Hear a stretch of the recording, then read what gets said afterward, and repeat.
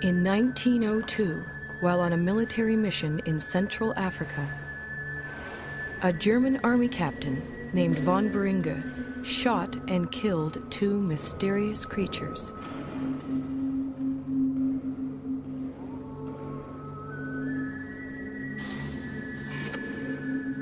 He then sent the skull and bones of one of them back home to Germany.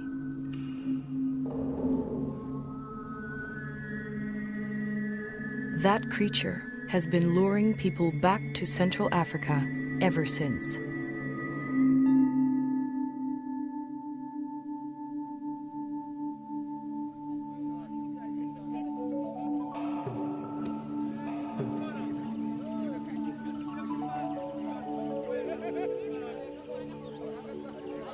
In 1921, American naturalist Carl Akeley made his way to the gorilla's ancestral home.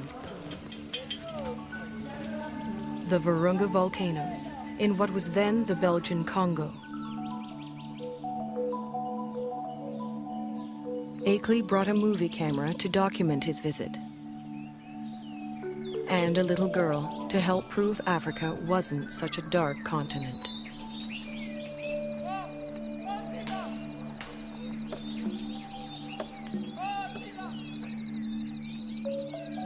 But there was much more to Akeley's expedition.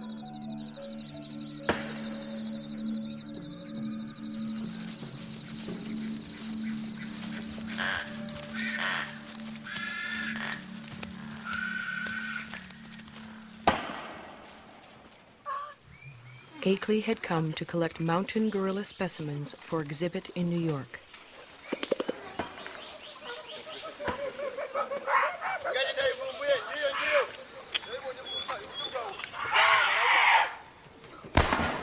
But each time the men stared into the eyes of a dead mountain gorilla, they saw a man-like creature staring back at them.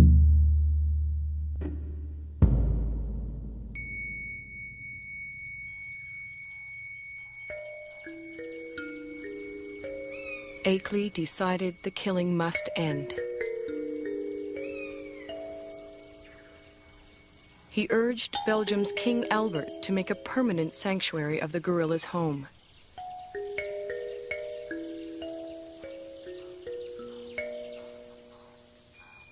Today, in the cold, rainy, high ground of Rwanda, Uganda, and Zaire, the gorillas live on much as they have for thousands of years.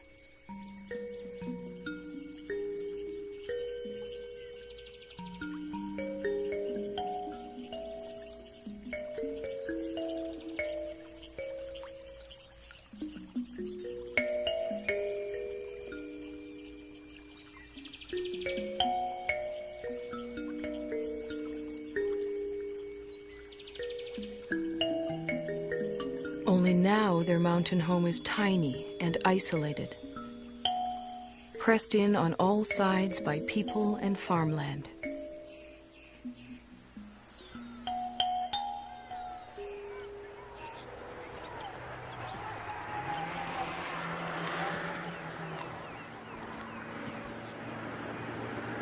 More and more, the mountain gorilla's future lies in human hands.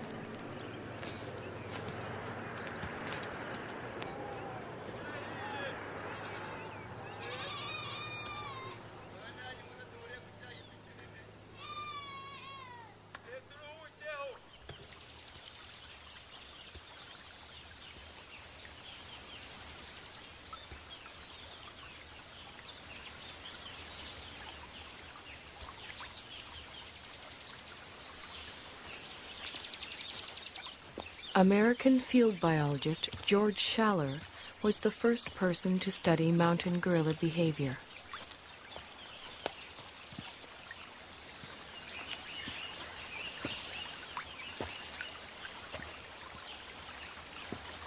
He and his wife Kay spent a year in the forest in 1959.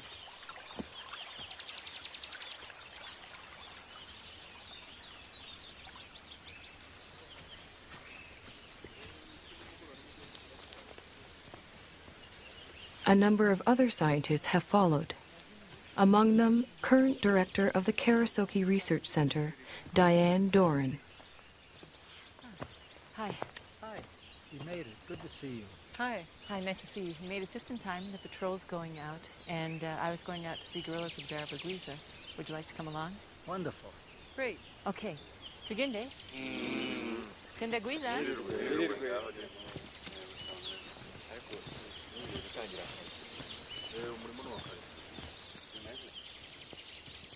Gorilla researcher Diane Fossey established Karasaki in 1967 in the forest she grew to love.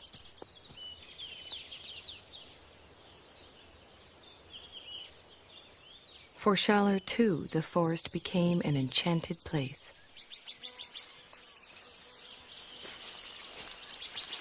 Some of my most magical moments with wild animals were watching gorillas, staying with them day and night.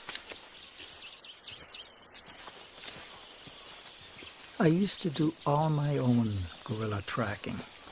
You walk along slowly, you see the broken vegetation, you smell the animals. There's the musty, somewhat sweet odor of gorillas in the air.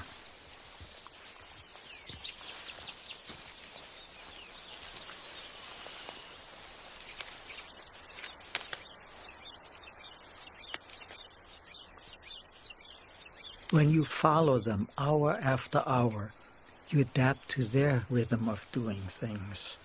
You move at their speed. You start thinking at their speed, almost. And that is a lovely feeling for a biologist, to seemingly enter into the lives of the animals without disturbing them.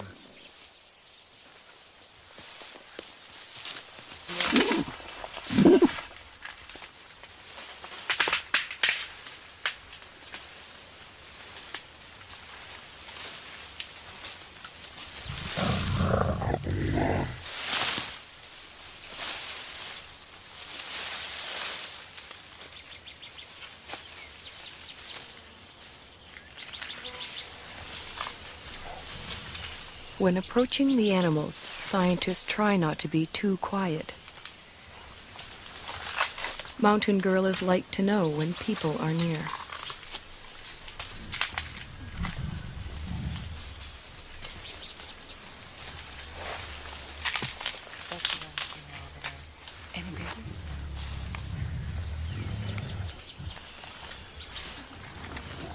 The mountain gorilla's day is spent feeding and resting. Feeding and resting, and feeding some more.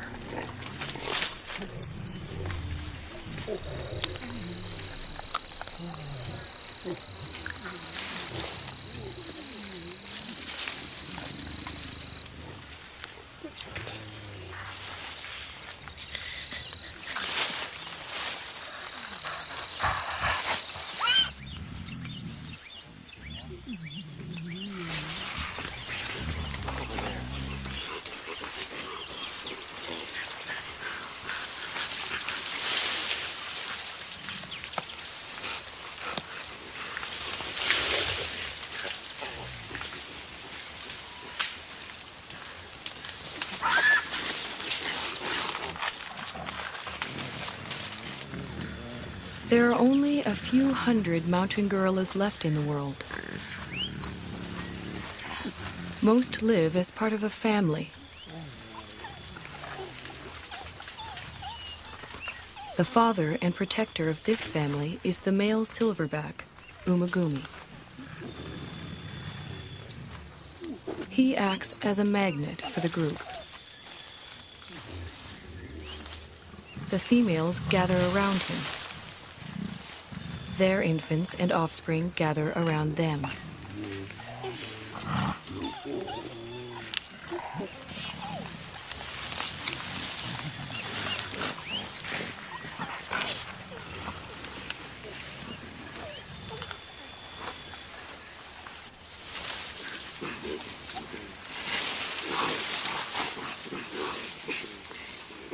Mountain gorillas are social animals. The closeness begins in infancy. Rarely, if ever, does a mountain gorilla mother let her baby out of her sight.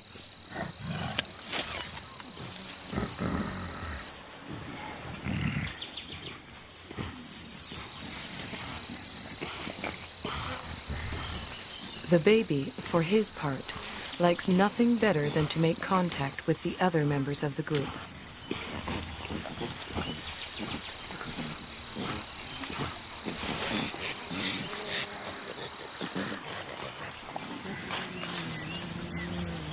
Even when they spread out to begin their daily search for food, the gorillas continue to communicate with one another.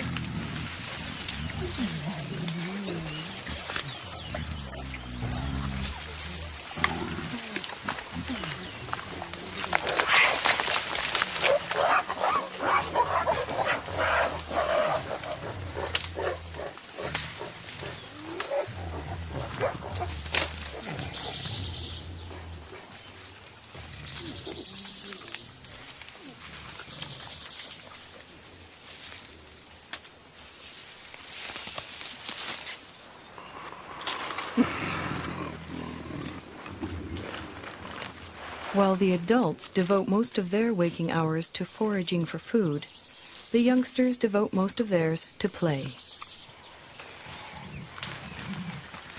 Park guards have named this 3-year-old Nzeli.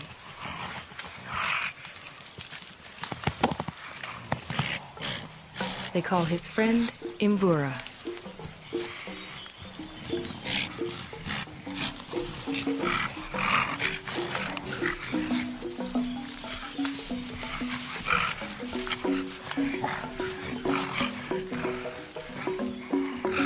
At 8 years, Karira is a bit of a bully. Moshoeshoe is only 4.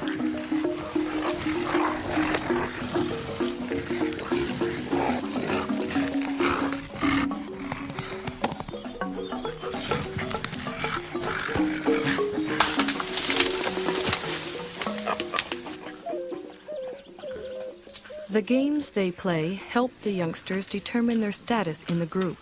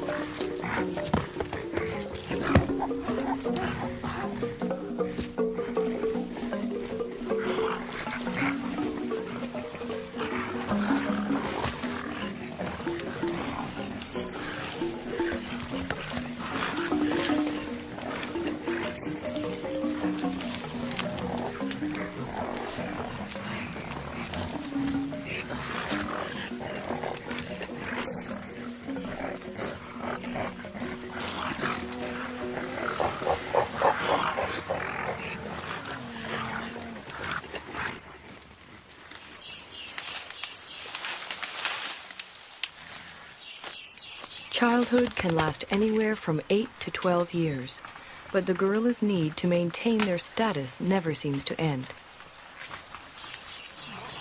Any opportunity to reinforce the hierarchy is seized upon.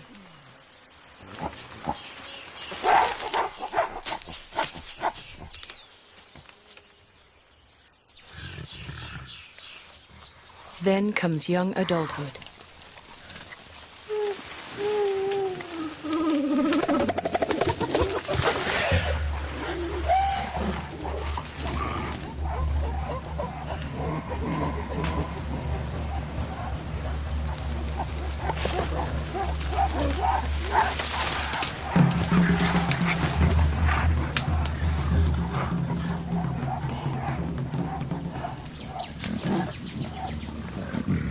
At 13, Intwari has the beginnings of a silverback and his first real sense of the power that comes along with it. He also has a dedicated young male follower.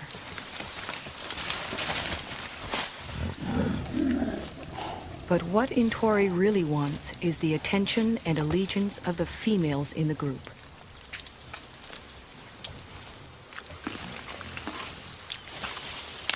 Umugumi doesn't seem too threatened by Intwari's advances towards the females. Well over 400 pounds, the dominant male silverback could easily discipline the younger one, or throw him out of the group altogether.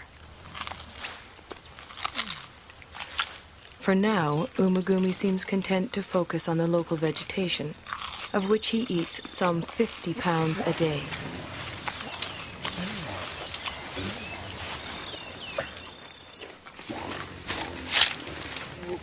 Mountain gorillas are mainly vegetarian, with a few ants and grubs thrown in for good measure.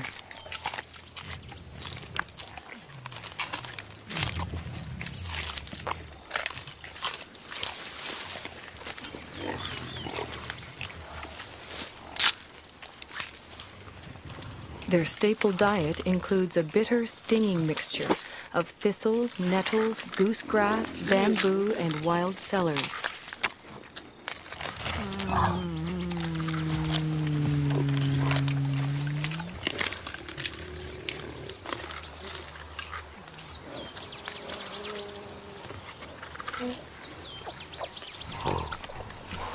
Although he has already begun to experiment with the food his mother likes to eat, Abumwe will continue to rely on her milk until he's 3 years old.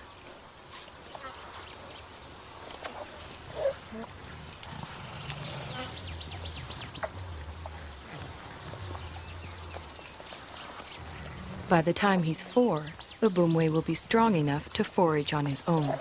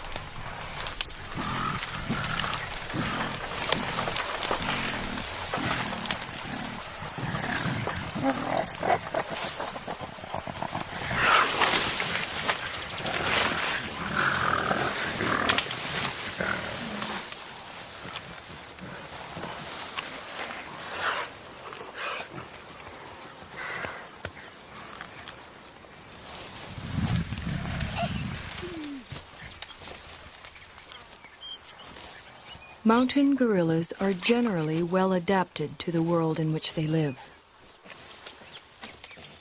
But however idyllic their home may appear, for the youngsters in the group, the mountains hold many perils.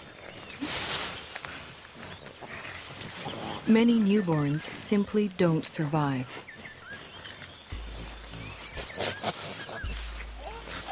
Mbele gave birth 2 days ago. It will be several months before she can even let go of her baby, much less let him out of her sight.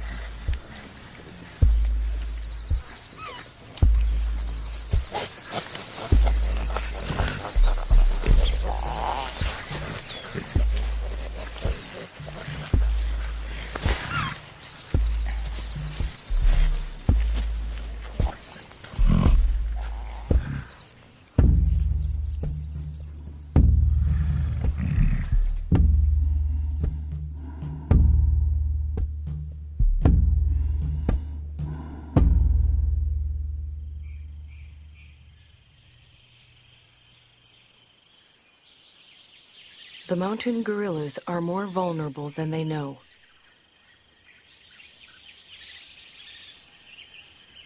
Their ancestral home is much smaller than it once was.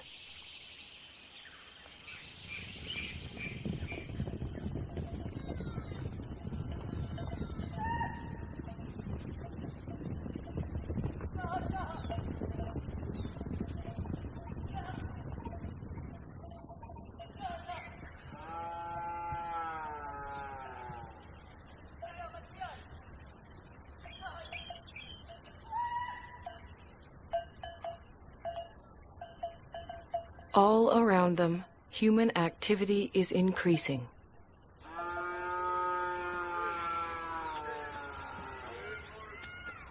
Yet the mountain gorillas continue to live and move in ways familiar to them for generations.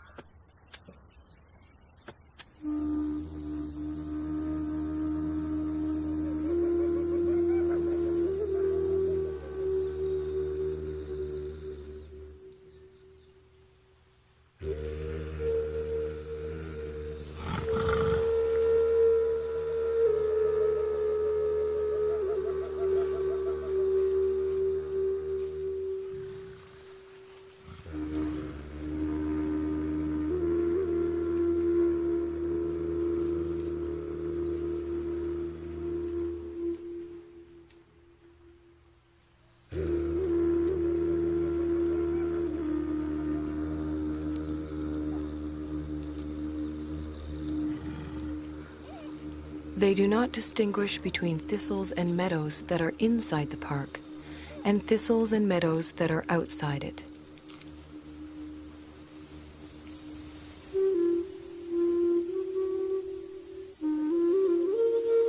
They simply go where their never-ending search for food takes them. Only now they find others there.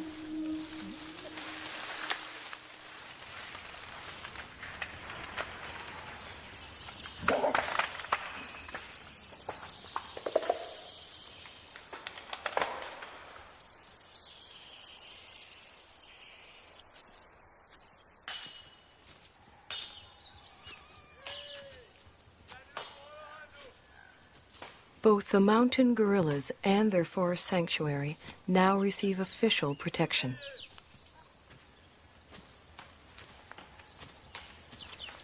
Park guards and anti-poaching patrols go to the forest every day.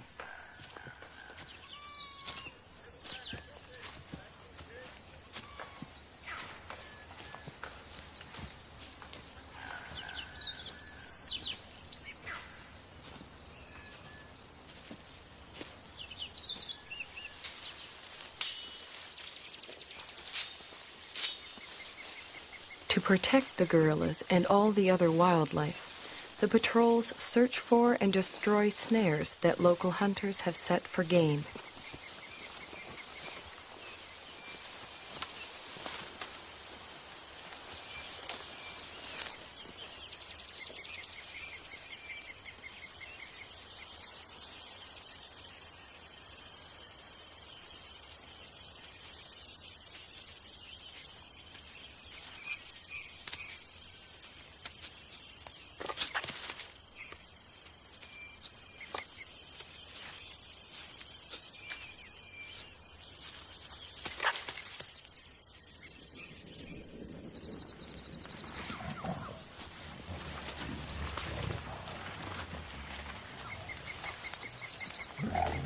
The guards search the forest, checking on the gorillas' whereabouts and welfare.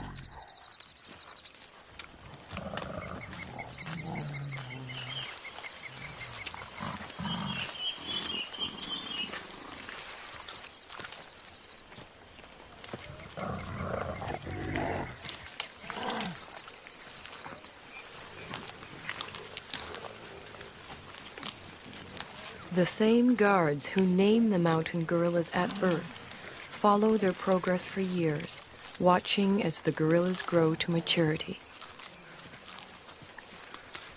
Over time, a close relationship develops, a bond between the animals and the men.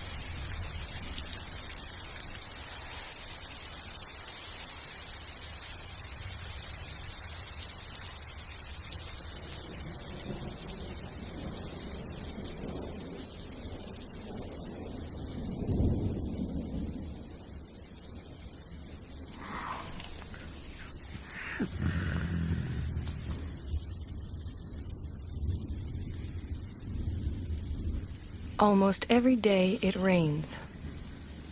The mountain gorillas don't seem to like it. They don't seem to know what to do about it either, other than simply wait it out.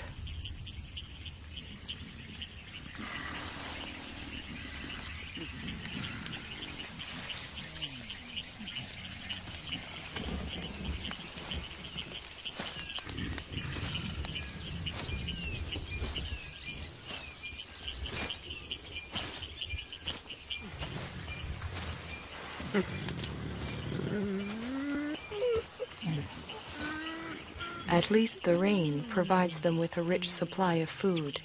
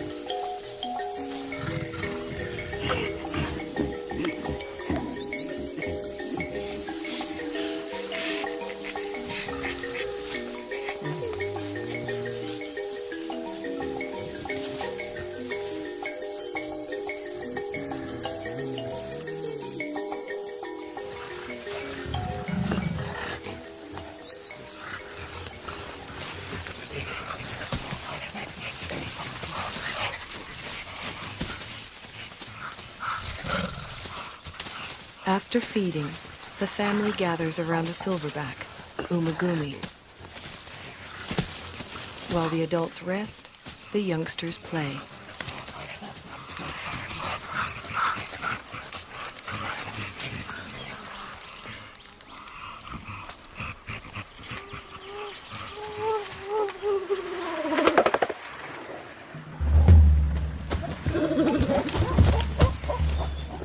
For the group's leading young adult male, it's become much more than play.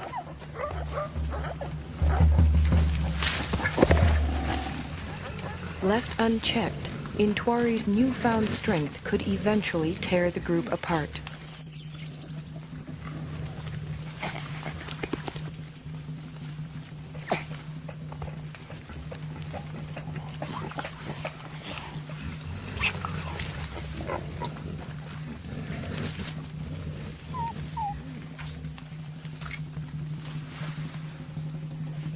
The threat Intwari represents puts females such as Poppy on edge.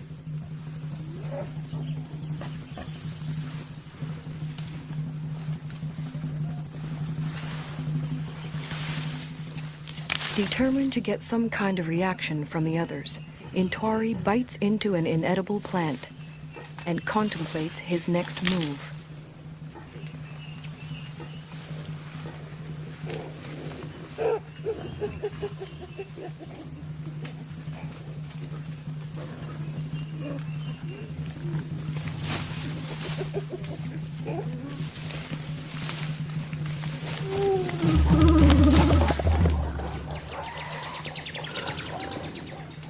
This time, even Umagumi seems uneasy.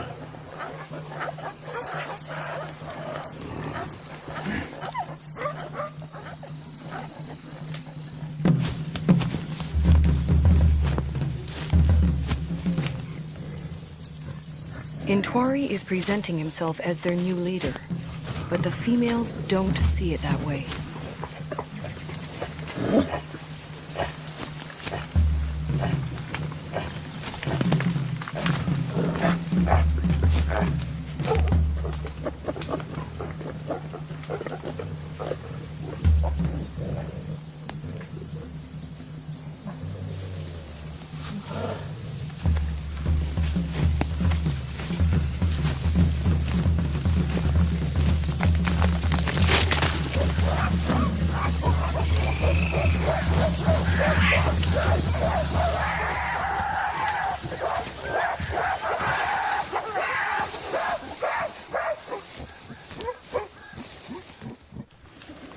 Having forced Intwari out, the group moves on.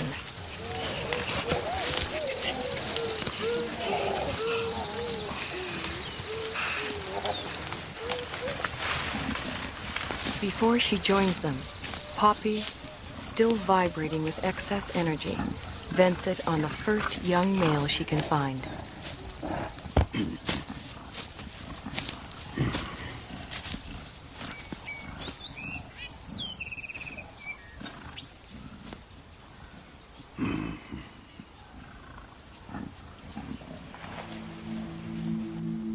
To be pushed out for good seems harsh, but what Intwari really needs now is time and space to mature, to the point where he too can have a family of his own.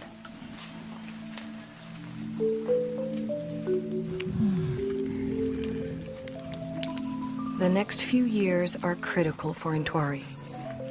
They are also critical for all the other mountain gorillas.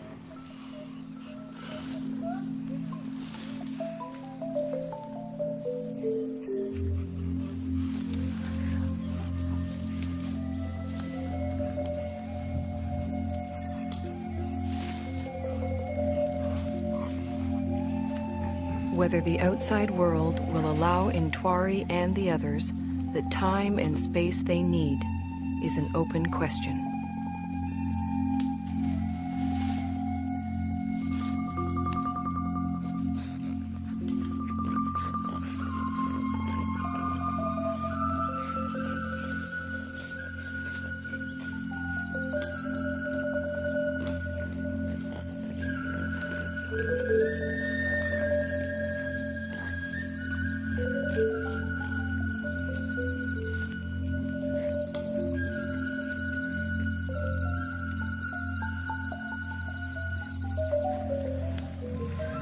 One thing is certain. If the mountain gorillas are to survive, we will have to protect them and their forest home forever.